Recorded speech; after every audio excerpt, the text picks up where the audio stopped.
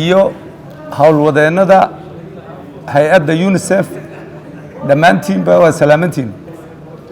runtii maanta waxaynu halkan u fadhinaa si aynu u gudanno waajibaadkii maamul daadejinta. halkan oo aynu maanta munaasabaddan 8 degmo oo maamul daadejintu ka hirgashay si fiican uga hanan qaaday iyo labadii wasaaradood ee tacliinta iyo caafimaadka oo iyagana xaggooda si fiican ay uga go'antay maamul daadejintii. halkaas oo xafiiskii championka madaxweynihii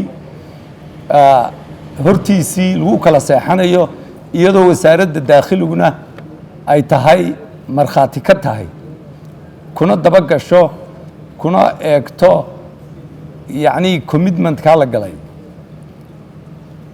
waxaa halkan inoo ah farxad annagana xafiiska championka haddaanu nahay in maamul daadejintii ay meel fiican marayso oo imika 8 degmo ay marayso. 3 ku xigana insha allah si dhaqsaa aynu ugu dari doonno oo ah Ceergaabo, Laascaanood iyo Caynabo, si markaa aynu maamul daadejinta u wada gaadhsiino degmooyinkeenna kolba heerka ay hanan karaan.